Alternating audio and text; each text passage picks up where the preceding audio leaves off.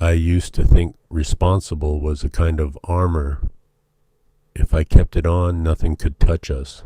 That was the story I told myself the winter I turned 38, when the heater in our old house clicked and coughed and the windows sweated at the edges.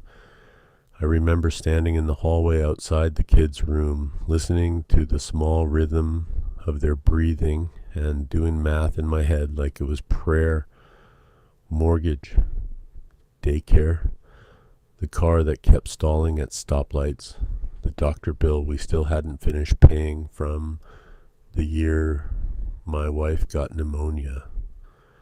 A man from my office called at 9 that night. I'd already taken off my shoes. My wife was at the table with a stack of permission slips, a pen between her teeth. The look she got when she was trying not to be angry. The man said a position was opening up. More money, more security, a title that sounded like you'd finally arrived.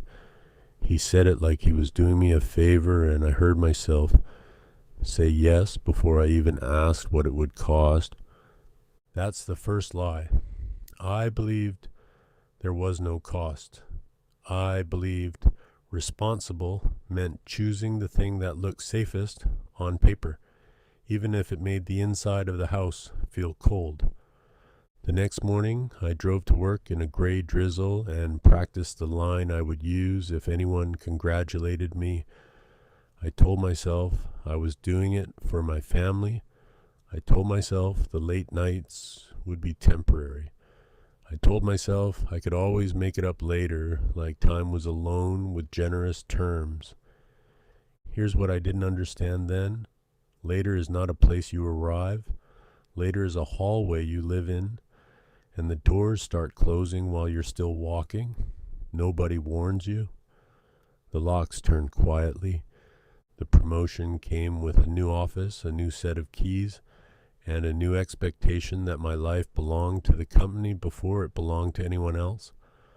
On the first day, I put the keys in my pocket and felt a strange pride. I also felt for a second like I'd just agreed to something I couldn't name. I went home that night and told my wife we'd be okay now. She smiled like she wanted to believe it. Then she asked very calmly what okay meant, and I answered with numbers instead of truth. I didn't notice the way her eyes stayed on me after I finished talking, like she was watching a weather change move in. That weekend, my son asked if I could come to the Saturday morning game. He kept his eyes on the carpet. I said yes. My phone started buzzing at 7:15. By 8, I was in the car, not to the field, but back to the office to get ahead. I brought home donuts as an apology, as if sugar could replace a seat in the bleachers. People think the big regrets are explosions. Mine was a calendar, a steady drip of can't today. On Monday, I pinned a new badge to my belt and told myself I was becoming a good man. I didn't realize I was confusing sacrifice with love. The new job didn't ruin my life in one dramatic sweep.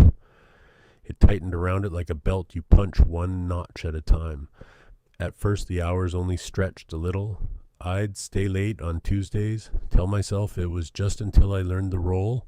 Then Wednesdays got added, then a Sunday afternoon, just to clear the deck because Monday felt easier when the inbox looked clean. My wife tried to keep the house steady without making a show of it. She kept dinner warm. She kept the kids' homework moving. She kept my shirts ironed, even when she stopped looking me in the eye while she did it. When I walked through the door, she would ask how my day was, and I would answer like a report. Numbers, projects, people's names, the kind of talk that sounds adult but doesn't touch anything real. One night, my daughter met me at the door with a paper crown she'd made at school. It was bent and glittery, and she held it up like it was a trophy. "For you," she said. I remember the exact second my phone lit up because the screen glow made her crown look dull. I held the phone in my palm and kept smiling at her. I told myself I could do both. I nodded, said thank you, and I took the call. That's the second lie. I believed being present was something you could do with half your body. I believed the people you love would accept the parts of you that were left over. At work, responsible meant being the person who never said no. It meant picking up the slack before anyone asked. It meant replying to messages faster than hunger, faster than sleep, faster than my own thoughts. I became reliable in a way that looked impressive and felt like drowning. I told myself the kids wouldn't remember the small absences. I told myself my wife would understand because she was the one I was protecting. I told myself it was noble to be tired. The truth was simpler. I was scared. I was scared of being the kind of man who couldn't provide, and I used the word responsible to make that fear sound like virtue. There was a moment early in that year when I realized I'd stopped laughing, not in a dramatic way, just a quiet noticing, like finding a room in your own house you haven't entered in months. I sat in my office after everyone left, the building humming, and I stared at the city lights through the glass. I thought, I'm doing everything right. Why does it feel wrong? 2 weeks later, our anniversary came and went like a train I watched from the platform. I remembered at noon, sent flowers from my desk, and told myself that counted. When I got home, the kids were already asleep. My wife was sitting at the table with 2 plates covered in foil. She didn't yell. That was the part that scared me. She just slid 1 plate toward me and said, "You weren't here." It wasn't accusation. It was inventory. A man can survive a lot of hard truths. It's the quiet ones that rearrange him. By 40, my schedule had become a second weather system. Everything in the house shifted around it. When I woke up early, everyone walked softer. When I came home late, the kitchen light stayed on like a signal. I told myself it was proof I was needed. In reality, it was a marker for how often I wasn't there. The company liked me, that's what I called it. The truth was, they liked what I surrendered. They liked that I answered on vacations. They liked that I returned calls from the grocery store parking lot. They liked that I missed my own life without making it their problem. I got praise for it, which is a dangerous thing for a man who's already afraid. At my annual review, my boss leaned back, smiled, and said I was dependable. He used the word the way you describe a piece of machinery that never breaks. Then he slid a folder across the desk and asked if I could take on another account.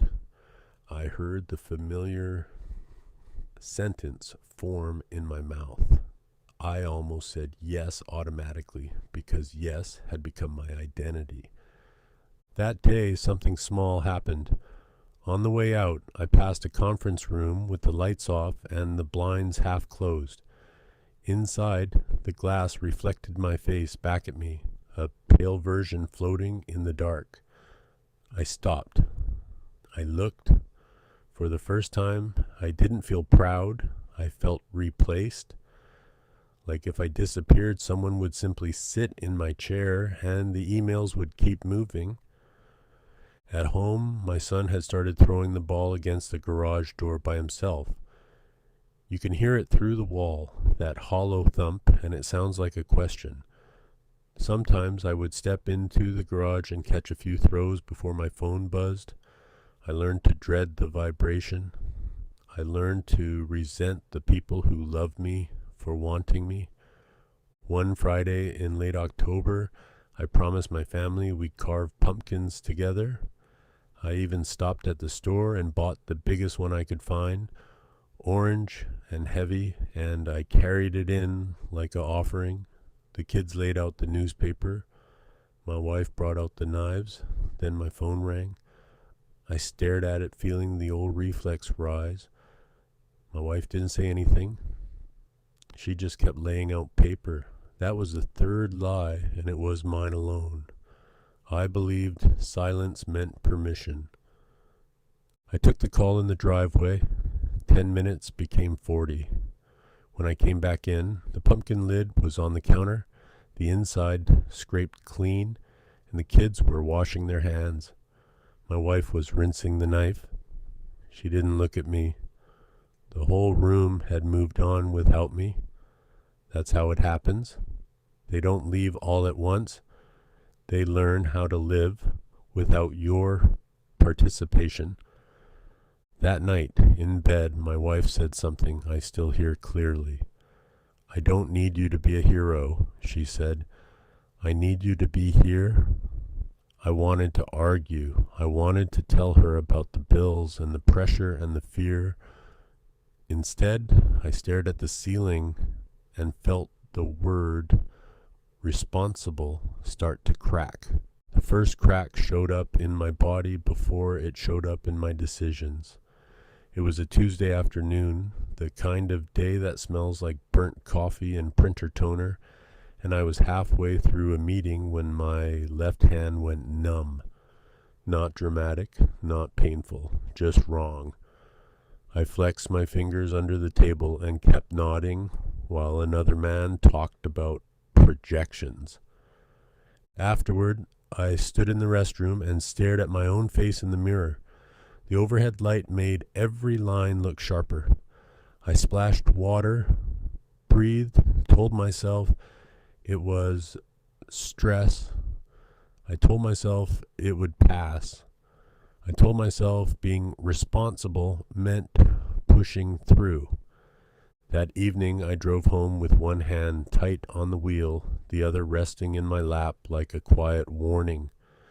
The kids were at the table when I walked in, heads bent over homework. My wife was stirring a pot on the stove. Nothing in the room looked urgent. That was the problem. I had built a life where the urgent thing was always somewhere else. I tried to mention my hand like it was a minor inconvenience. My wife turned down the stove and looked at me like she'd been waiting for me to finally admit something. "You should go in," she said. It wasn't concern, it was insistence. At the clinic, a young doctor checked me, asked about sleep and pressure, and told me I wasn't having a heart attack. Then he said calmly, "You're living like a man who wants one." He called it stress, called it warning signs, and told me to change how I was living. I nodded like it was simple. Inside, I felt offended because stopping felt like failure. On the way out, my phone buzzed. My hand lifted toward it out of habit. Then I looked at my wife in the passenger seat, staring straight ahead, jaw tight, hands folded. It hit me then. My family had started holding their breath around my choices. That night, after the kids went to bed, my wife sat across from me at the table. No yelling, no pleading. She said, "I'm tired of competing with a screen." She said, "You're here only in the gaps." Then she said the line that finally made the lie visible. "You keep calling this responsible, but it feels like abandonment." I wanted to defend myself with numbers. Instead, I felt something I hadn't felt in a long time. Shame, clear and clean. Not the kind that makes you spiral. The kind that shows you exactly where you've been lying. When I went to bed, I didn't scroll. I didn't check email. I lay there listening to the house settle, and I understood the cost wasn't the job. The cost was my presence, paid out one evening at a time. The next morning I put on my work shirt and felt the old pride try to return. Then I remembered my wife's face in the clinic, parking lot, I realized I had been asking my family to accept scraps and call it love. A title can be replaced in a week. A child's trust takes years to rebuild. Change didn't arrive as a dramatic reinvention. It arrived as a small, embarrassing decision. I started saying no, not the heroic kind of no, the shaky, quiet kind you say while your stomach is tight and you're waiting to be punished. The first time came in a hallway outside my office. My boss caught me between meetings and asked if I could take a call that evening with a client who only had time after hours. I opened my mouth and almost said yes, because yes was what I did. Then I saw my own hand lift, the same reflex I'd had outside the clinic, and I heard my wife's sentence again. It feels like abandonment. I can't tonight, I said. My voice sounded unfamiliar. My boss blinked like he hadn't heard me. Then he shrugged and walked away. The world didn't end. The company didn't collapse. That's when I understood how much of my obedience had been voluntary. Saying no once didn't fix anything, but it made room for the next choice. I began leaving the office at a normal hour 1 day a week, then 2. I stopped answering emails at the dinner table. I put my phone face down. The first few nights I did it, I felt jittery, like an addict trying to prove he wasn't addicted. At home, the change didn't get applause. It got suspicion. That hurt more than anger would have. My daughter would look up when I walked into the kitchen, then look back down, like she was waiting for me to disappear again. My son would ask, "Are you really staying?" And I'd say, "Yes," like a promise I didn't deserve to make yet. My wife didn't reward me with relief. She watched. She stayed polite. She kept a certain distance, the kind you keep when you've learned not to rely on someone. I wanted to rush the repair. I wanted the house to forgive me on my schedule. That was another version of the lie. At work, the praise cooled. I wasn't dependable in the same shiny way. I noticed the way meetings got scheduled without me. I noticed the way people stopped assuming I'd be available. That should have scared me. Instead, it felt like air. A few months later, an old friend called and told me his firm had an opening. Less money, less prestige. The kind of place where people went home. I hung up and sat in my car for a long time, hands on the wheel, feeling the familiar argument rise. Responsible men don't step backward. Responsible men don't take pay cuts. Responsible men keep climbing. Then I thought of my son alone in the garage, the ball hitting the door like a metronome. I thought of my wife's quiet plates on the table. I thought of a life built out of later. The lie tried to speak. I didn't let it. That night I told my wife about the offer. I expected fear. Instead, she exhaled like she'd been underwater. "What do you want?" she asked. Nobody had asked me that in years. I realized I didn't know how to answer without checking my bank account first. I took the other job in the spring. The day I resigned, my hands shook as I slid the letter across the desk, not because I loved the place, but because I'd built my identity inside it. My boss looked surprised, then annoyed, then polite. He asked if I wanted to reconsider. He said he could probably work something out. The offer landed too late to be meaningful. I realized he wasn't offering me a life. He was offering me a way to keep giving him mine. When I walked out with a cardboard box, the air outside felt sharp and bright, like I'd been living indoors too long. I sat in my car and waited for the panic. It came, sure, it whispered about bills and college and the cost of being foolish. Then it got quiet, In the quiet, I noticed something else: relief. The new firm was smaller. The office didn't gleam. People ate lunch at their desks, but they also left at 5:30 without acting like they were committing a sin. The first week, when I stood up to go home at a normal time, I felt exposed. No one stopped me. No one cared. That should have been humiliating. It was freeing. At home, the change showed up in small places. I was there when my daughter came through the door, backpack slumped, complaining about a teacher, and I didn't have to pretend to listen. I was there when my son asked for help with a science project, and I didn't check the clock every 10 minutes. I started cooking dinner on Wednesdays, badly at first. I chopped onions too thick. I burned rice. The kids made jokes. I laughed, and it sounded like someone else's voice coming back. But consequences don't disappear just because you finally notice them. My wife didn't melt into gratitude. She had built muscles for managing without me. She had learned how to stop expecting. When I sat beside her on the couch, she stayed a little stiff, like the space between us was still trained to be wide. One night she told me, quietly, that she didn't know if she could trust the change. She said, "I can't do another version of this." I wanted to swear, to promise forever, to make a speech. Instead, I nodded and said, "That's fair."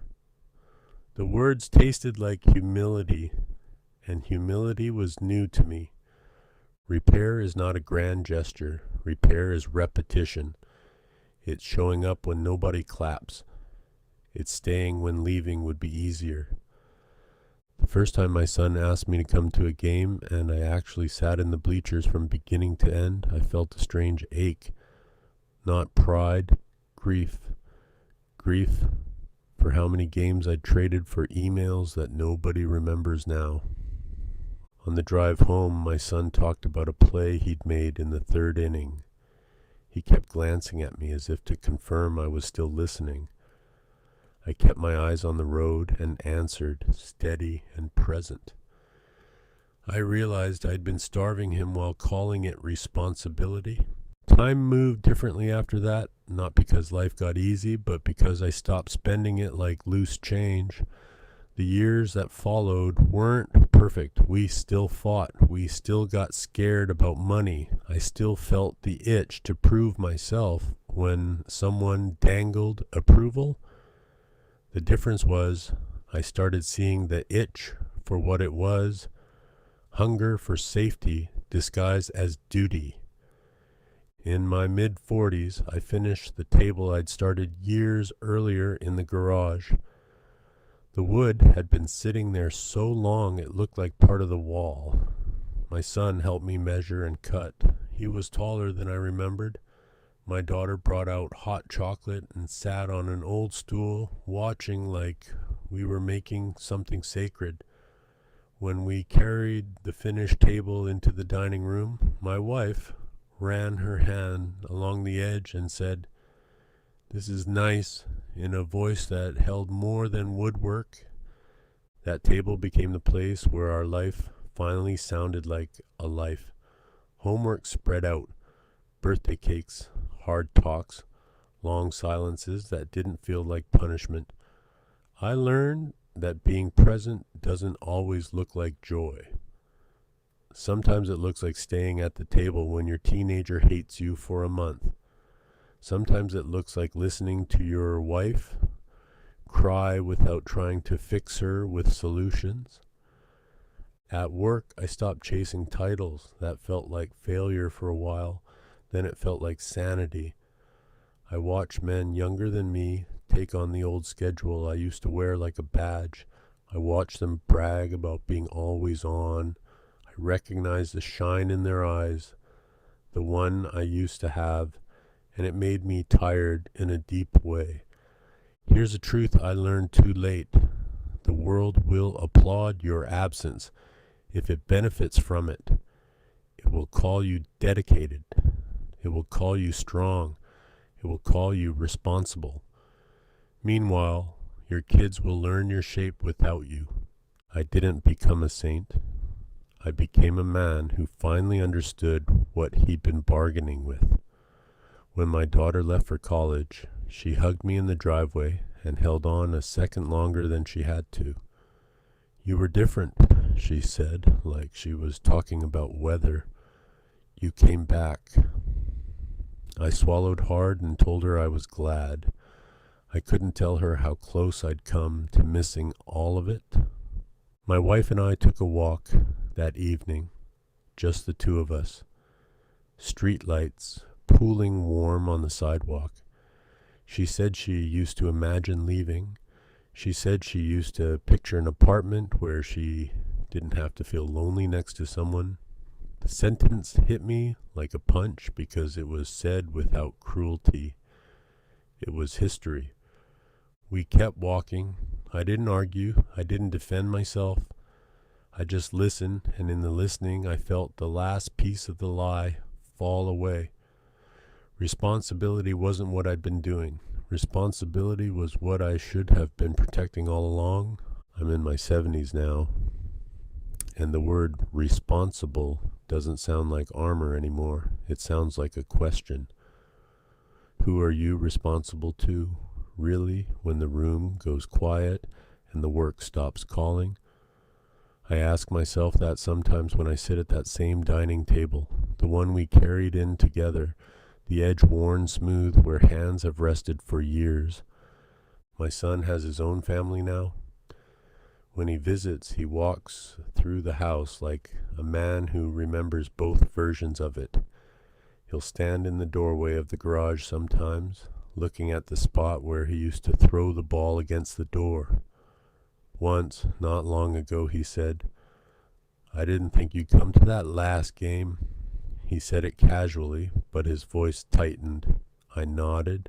I told him I didn't think I would either.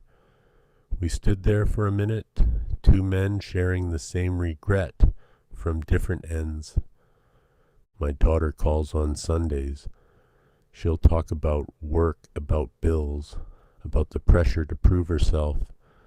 I can hear the old lie circling her like a familiar bird. Sometimes she'll say, "I'm just trying to be responsible," and there's a pause, like she's testing the word. I don't lecture her.